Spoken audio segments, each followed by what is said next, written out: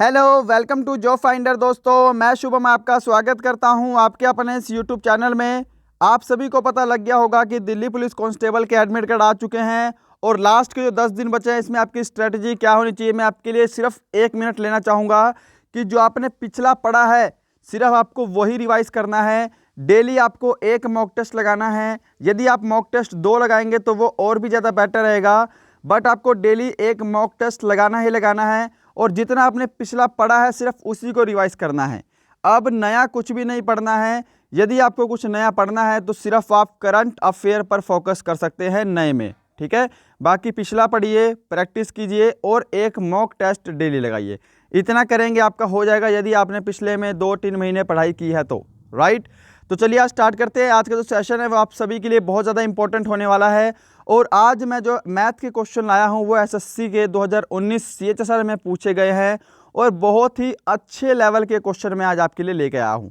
तो चलिए शुरू करते हैं, क्योंकि आपको पता है एसएससी आपका एग्जाम लेने वाला है और आपकी कैलकुलेशन जो है वो इसी टाइप से पूछी जाएगी। फटाफट से आपको कॉपी पेन लेके इस क्वेश्चन को सोल्व करना है। पहला क्वेश्चन है आपके सामने, किसी निश्चित राशि पर 21% से 2 वर्ष के लिए चक्रवृद्धि ब्याज 6961.5 रुपये है। इसी दर से उतने ही समय के लिए इसका साधारण ब्याज क्या होगा। और देखो एसएससी सीएचएसएल 2019 में पूछा गया ये वाला प्रश्न, जल्दी से आपको सोल्व करना है। अब इस क्वेश्चन में कैलकुलेशन आपको जरूर दिखाई दे रही होगी और देखो आपको फिर से बोलना चाहूँगा, आपके 15 क्वेश्चन मैथ के आएंगे जिसमें से 7 से 9 क्वेश्चन आपको ईजी से मॉडरेट मिलेंगे या फिर आपने पहले कहीं ना कहीं सोल्व किए होंगे उस टाइप के मिलेंगे और बाकी जो आपके 5 से 6 क्वेश्चन होंगे उसके अंदर एसएससी कैलकुलेशन डालेगा ही डालेगा। ये ध्यान रखना, एसएससी का आप जो पेपर आता है वो बहुत ही कैलकुलेटिव आता है, चाहे वो एमटीएस का एग्ज़ाम हो चाहे वो आपका सीएचएसएल का एग्ज़ाम हो, ठीक है। तो ये भी आपका 12th बेस का एग्ज़ाम है, आपको कैलकुलेशन देखने को मिलेगी ही मिलेगी, तो कैलकुलेशन में प्रैक्टिस ज़रूर करना। चलो जी बढ़ते हैं इस क्वेश्चन के सॉल्यूशन की तरफ। तो देखो इसको मैं करवाऊंगा आपको दूसरे तरीके से। आप सभी को पता है चक्रवृद्धि ब्याज क्या होता है, ब्याज के ऊपर ब्याज लगता है, ठीक है। 100 रुपये की कोई धनराशि है, पहले साल में 121 हो जाएगी, फिर 121 पे फिर 21% का ब्याज लगेगा। समझ रहे हो ना चीज़, यानी कि ब्याज के ऊपर ब्याज लगता है। अब ब्याज के ऊपर ब्याज लगता है तो इसको हम सक्सेसिव रेट वाले फॉर्मूले से कर सकते हैं। जब आपका समय 2 साल का दिया है तब हम इसको सक्सेसिव रेट के भी फॉर्मूले से कर सकते हैं।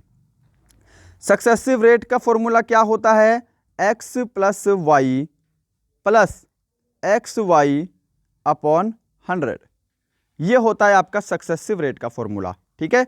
यदि हम इस फॉर्मूले को लगाएंगे तो डायरेक्ट आपका चक्रवृद्धि ब्याज आएगा, ठीक है, डायरेक्ट आपका कंपाउंड इंटरेस्ट आएगा।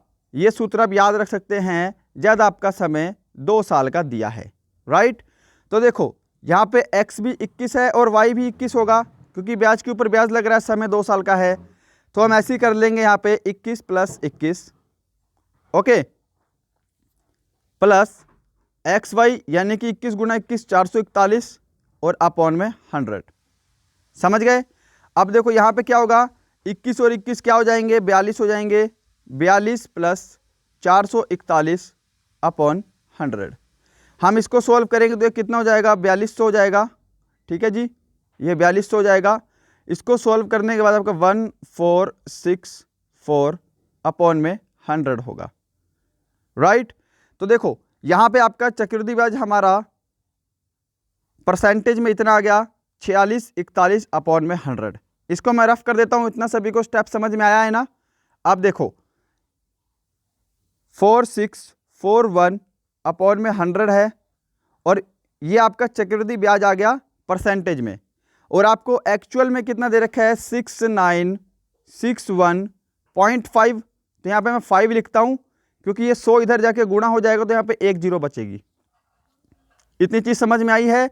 अब इसको अगर हम कैंसिल करेंगे, क्योंकि मैंने पहले ही कैंसिल किया हुआ है, तो ये आपका 150 टाइम में कट जाएगा, ओके। तो 1% की वैल्यू कितनी आ गई, 150 आ गई। पहले हमको मूलधन निकालना पड़ेगा तो 100% की वैल्यू निकालनी पड़ेगी। तो आपको यहाँ से पता लग गया कि आपका जो मूलधन है वो कितना है, 15,000 रुपये है। सिंपल 15,000 रुपये आपका क्या आ गया जी, मूलधन आ गया। अब आपको पूछा है कि इसी दर से उतने ही समय में साधारण ब्याज क्या होगा। सिंपल सी बात है, साधारण ब्याज का फॉर्मूला आपको पता है, मूलधन जो हमारा 15,000 है, मूलधन गुणा दर, समय कितना है भाई, पहले 2 साल का है, और भाग हम किससे करेंगे, 100 से करेंगे। बस सिंपल, 0 से 0 कट गई, 21 दूनी 42, और 42 को आपको 15 से गुणा करना है, यानी कि 150 से गुणा करना है। तो कर लेते हैं यहाँ पे, 42 को हम किससे करेंगे, 15 से गुणा कर देते हैं। तो यहाँ 5 दूनी 10, हाथ ले 1, 5 चौके 20, 21, यहाँ पे आपका 2 और 4। तो यहाँ पे आपका फाइनली 6300 आपका करेक्ट आंसर होगा। ठीक है, 1 0 ये बची हुई है, ये हमने यहाँ पे लगा दी। ऑप्शन थर्ड इसका राइट आंसर होगा 6300 रुपये। क्या सभी को ये वाला क्वेश्चन समझ में आया है? ऑप्शन थर्ड करेक्ट होगा 6300 रुपये। पहले हमने मूलधन निकाला है, चक्रवृद्धि ब्याज का फॉर्मूला मैंने आपको अभी बताया है थोड़ी देर पहले, 2 साल का समय हो तो आप सक्सेसिव रेट वाला सूत्र लगाकर चक्रवृद्धि ब्याज डायरेक्ट निकाल सकते हैं। फिर हमने चक्रवृद्धि ब्याज दोनों ही एक दूसरे के इक्वल कर दिए। ठीक है, 1% की वैल्यू 150, 100% की वैल्यू 1500, और ये 1500 क्या आ गया, आपका मूलधन आ गया। फिर आपने सीधा ही सिंपल इंटरेस्ट का फॉर्मूला लगाया और इस क्वेश्चन को सोल्व कर लिया।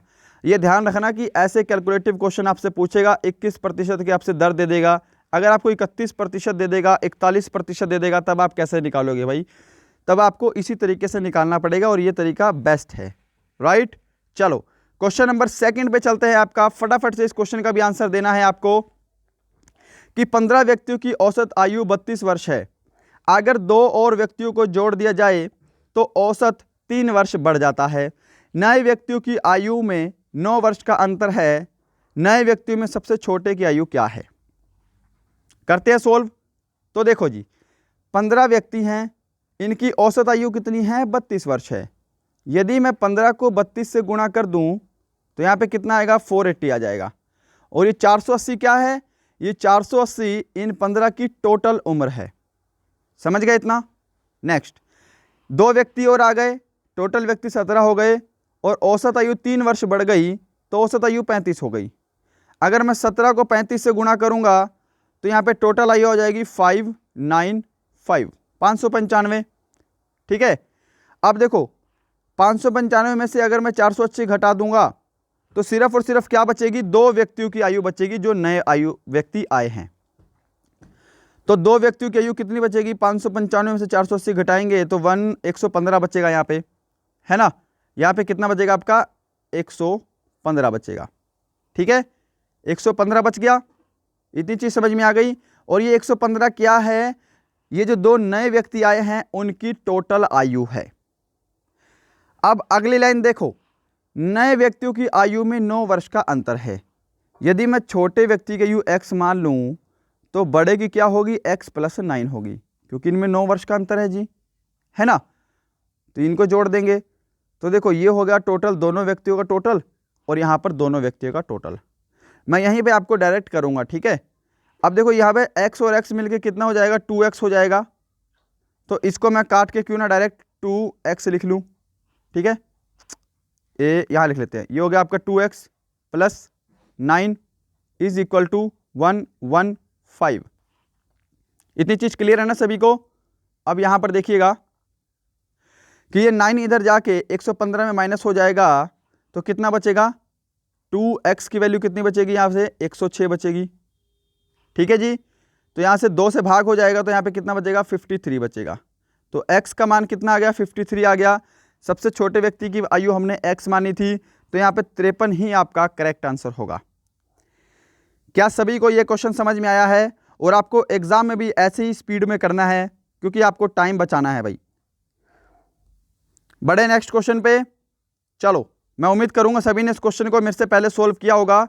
अगला क्वेश्चन आपसे पूछा गया था कि 2 रेलगाड़ियों की गति के बीच का अनुपात 2:5 है। यदि पहली रेलगाड़ी 5 घंटे में 250 किलोमीटर चलती है तो दोनों रेलगाड़ियों की गति में अंतर कितना है? तो देखो भाई, स्पीड का रेशो दे रखा है दोनों रेलगाड़ियों का 2:5, है ना। अब स्पीड क्या होती है आप सभी को पता होना चाहिए, डिस्टेंस अपॉन टाइम होता है। करेक्ट। पहली रेलगाड़ी 5 घंटे में 250 किलोमीटर चलती है। कितना डिस्टेंस है, 250 किलोमीटर चलती है 5 घंटे में, तो डिस्टेंस अपॉन टाइम। अगर मैं इसको भाग करूंगा तो स्पीड आ जाएगी, यानी कि इसको भाग करने पे कितना आएगा, 50 आएगा। और ये 50 क्या है जी, स्पीड आ गई। 50 स्पीड आई है पहली रेलगाड़ी की, और पहली रेलगाड़ी के स्पीड का रेशो दे रखा है आपको 2। तो 2 किसके बराबर हो जाएगा भाई, 50 के बराबर हो जाएगा, है ना।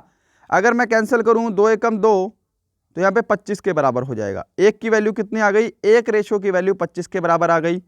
क्या इतनी चीज सभी को समझ में आ रही है?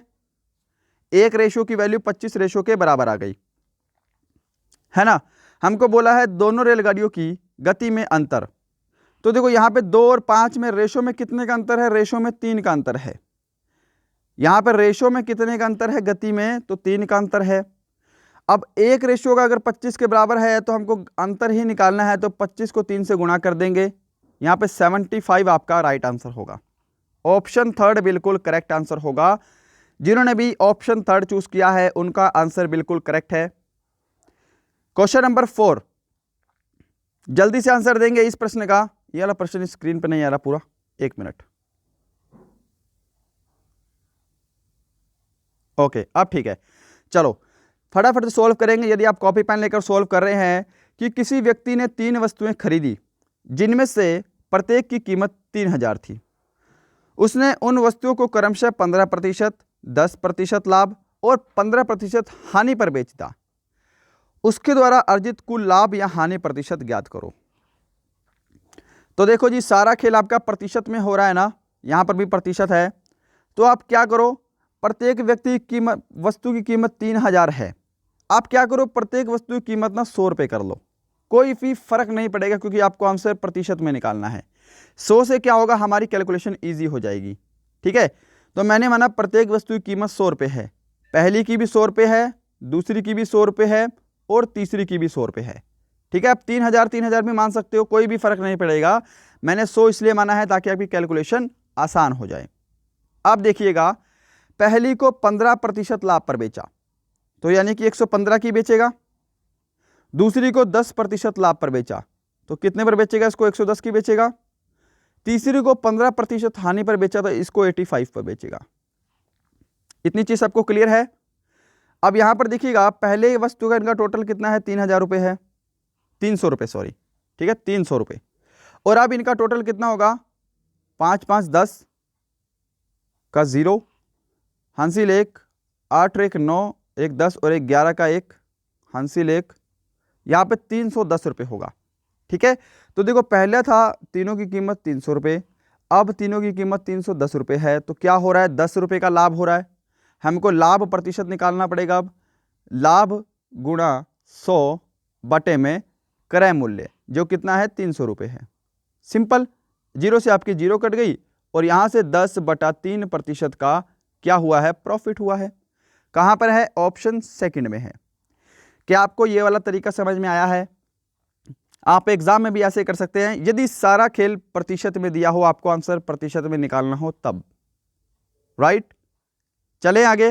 नेक्स्ट क्वेश्चन है क्वेश्चन नंबर 5, और आज हम टोटल 10 क्वेश्चन करने वाले हैं। ठीक है, 5वां क्वेश्चन है आपके सामने, और ये क्वेश्चन आसान सा है। देखो, सभी क्वेश्चन आपके एग्जाम में टफ भी नहीं पूछे जाएंगे। 2 से 3 या 4 क्वेश्चन ऐसे होंगे जो आप देखते ही कर लोगे, और उस क्वेश्चन को आपको देखते ही करना है, आपको समय बचाना है। इसको सोल्व करेंगे फटाफट। ए और बी के वेतन का योग 42,000 है। ए अपने वेतन का 75% और बी अपने वेतन का 90% खर्च करता है। यदि अब उनकी बचत समान है तो वेतन क्या होगा? तो देखो, इनकम, एक्सपेंडिचर और सेविंग, ये 3 चीजें होती हैं। ठीक है, अब क्या करा, ए अपने वेतन का 75% खर्च करता है। सबसे पहली बात, आपको 75% की फ्रैक्शन निकालनी पड़ेगी। जिस तरीके से मैं करा रहा हूं उस तरीके से सवाल आपका 2 मिनट का होगा। 75% की अगर हम फ्रैक्शन निकालेंगे तो फ्रैक्शन कितनी होती है, 25 3 75 और 25 चौके 100, यानी कि 3:4, है ना। तो मैं बोल सकता हूं कि 4 जो है ये इनकम का रेशो है, 3 जो है उसने खर्च किए हैं, और कितने बचाए हैं उसने, 1 बचाए हैं। समझ गए इतना चीज? अच्छा, अब दूसरे में क्या है कि बी अपने वेतन का 90% खर्च करता है। तो 90 बटे अगर मैं 100 करूंगा तो यहां पे कितना आएगा भाई, 9/10 आ जाएगा। तो यहां पर बी की जो इनकम का रेशो है वो 10 है, खर्च कितना किया उसने, 9, और बचत की कितनी की उसने, 1 रेशो की। तो उसने बोला है उनकी बचत समान है। तो देखो यहाँ पर ऑलरेडी ही सेविंग जो है वो एक और एक बराबर है, ठीक है। अगर सेविंग बराबर नहीं होती तब हमको आपस में इनको मल्टीप्लाई करके ऊपर नीचे सेविंग बराबर करनी पड़ती, तब हमारा ये नया रेशो बन जाता। बट यहाँ पे ऑलरेडी सेविंग सेम है, तो यहाँ पर जो है सारी चीज़ें अपने आप में सेटिस्फाई हैं। ये एकदम ओरिजिनल इनकी इनकम और खर्च का रेशो है। तो देखो यहाँ पर दोनों की इनकम का टोटल कितना होगा, 10 और 4 कितना हो गया जी, 14 हो गया। यहाँ पर देखिएगा आप, कलर चेंज करते हैं इसका। इनकम का रेशो यहाँ पे टोटल कितना है, रेशो में 14 है, और एक्चुअल में कितना टोटल है, 42,000 रुपये है, 42,000 रुपये है, ठीक है। तो 14 एकम 14, 14 तिया 42, 3,000 आ गया। एक रेशो की वैल्यू कितनी आ गई, 3 के बराबर आ गई। हमको निकालना है बी का वेतन। तो बी का जो आपको दिखाई दे रहा है इनकम का रेशो कितना है, 10 है। एक रेशो की वैल्यू 3,000 है, तो 10 रेशो की वैल्यू कितनी हो जाएगी, 30,000 रुपये, 30,000 रुपये। ऑप्शन ए आपका करेक्ट आंसर है। समझ में आया है ना सभी को? चलो नेक्स्ट क्वेश्चन है क्वेश्चन नंबर 6। सोल्व करेंगे जल्दी से, इसको कॉपी पेन लेकर आप पहले। तो देखो जी, ये पूछा गया था कि एक डीलर 30,000 रुपये अंकित मूल्य का कोई सामान 20% और 5% की 2 क्रमिक छूट पर खरीदता है। वह उसकी मरम्मत पर 1200 रुपये और खर्च करता है और उसे 30,000 में बेच देता है, तो उसका लाभ या हानि प्रतिशत क्या होगा? करेक्ट है। तो देखो क्वेश्चन आसान है, थोड़ा सा कैलकुलेटिव बनाया हुआ है बस, और कुछ नहीं है इसमें। पहले 30,000 अंकित मूल्य को हम 20% और 5% की 2 लगातार छूट पर हम इसका क्रय मूल्य निकाल लेते हैं पहले। तो देखो 30,000 रुपये अंकित मूल्य था इसका, है ना, और इसको 20% की छूट दी है, तो इसको हम 80/100 लिखेंगे, है ना। और 5% की छूट को हम क्या लिखते हैं, 95/100 लिखते हैं। इससे हमारा डायरेक्ट आ जाएगा सीपी। तो यहाँ पे इस जीरो से ये जीरो कट गई।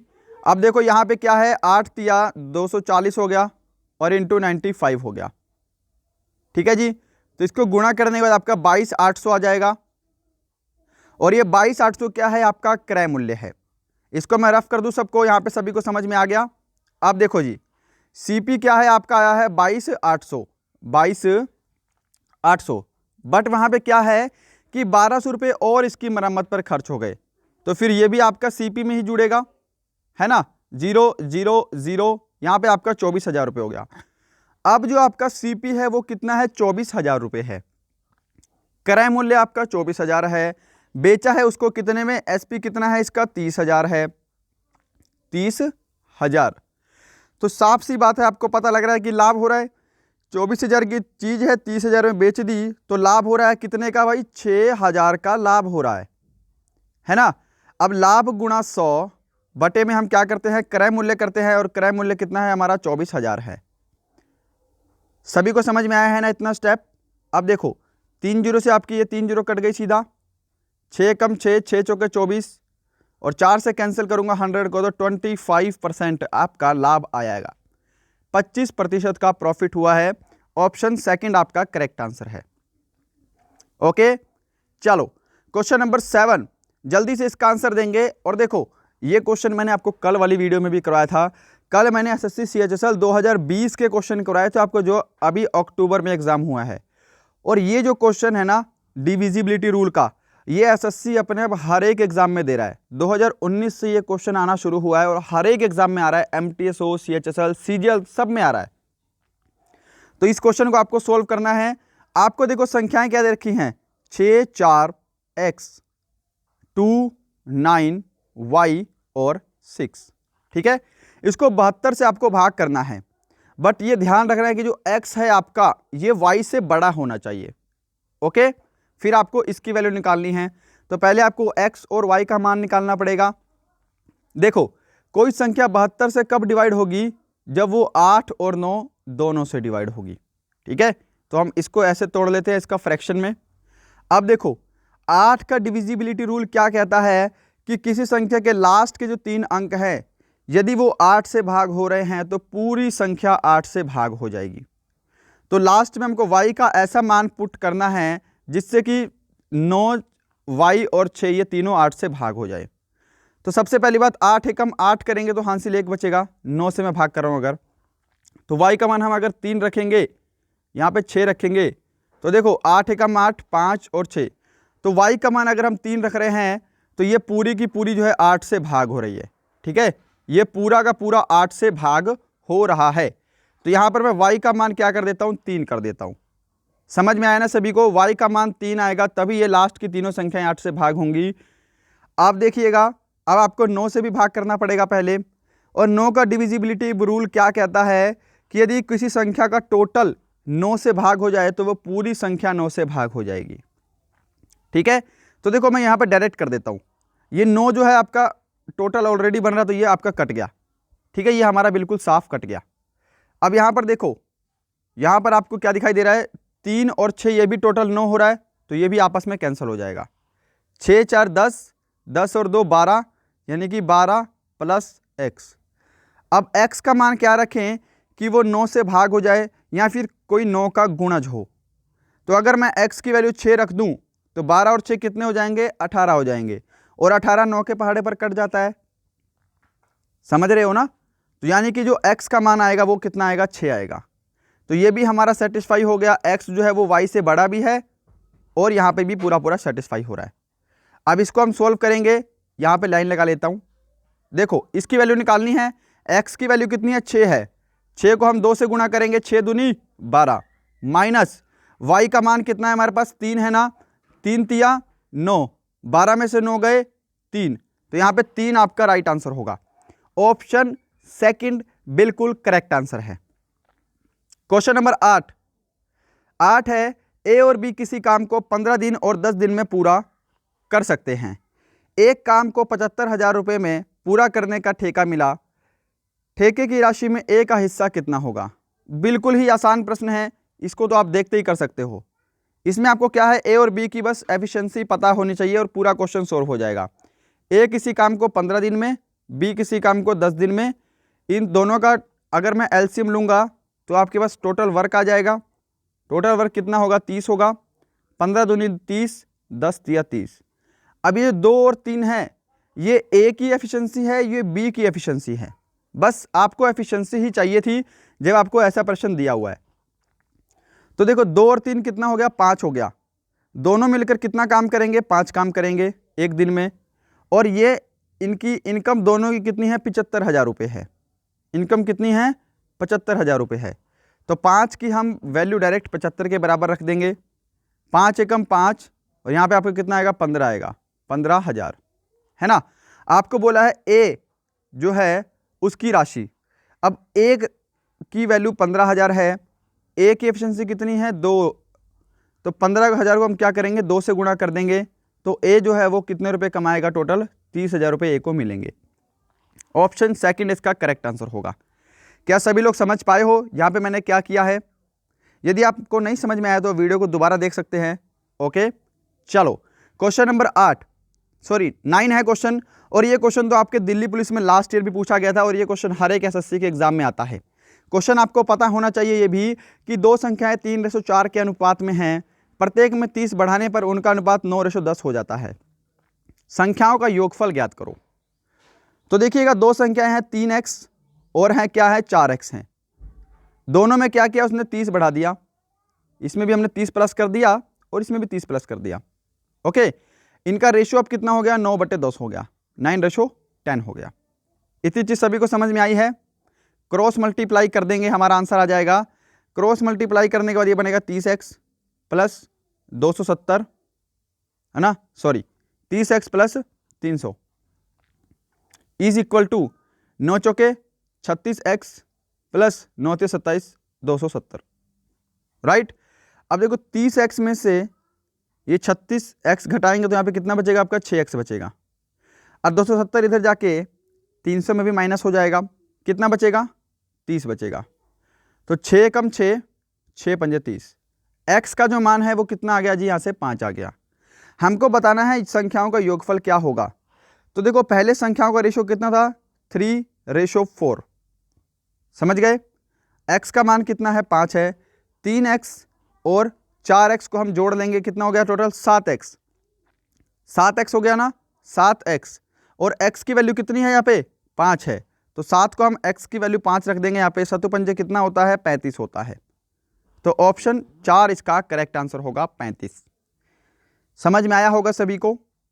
चलो आज का लास्ट क्वेश्चन है जी, हम 10 क्वेश्चन करने वाले हैं आज, कि एक शहर की जनसंख्या 3,50,000 है, यह प्रतिवर्ष 20% की दर से बढ़ती है, 2 वर्ष पश्चात जनसंख्या क्या होगी। कैसे करेंगे, कई तरीके हैं इसके। हम इसको करते हैं फ्रैक्शन से।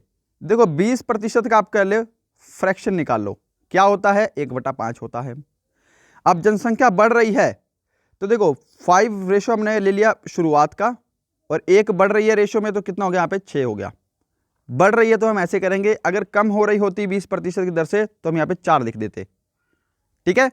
अब 2 वर्ष समय दे रखा है तो आप क्या करो, इनका स्क्वायर कर लो। अगर 3 वर्ष समय होता तो इनकी क्यूब कर लेते। स्क्वायर करने के बाद यहाँ पे बनेगा 25/36, राइट।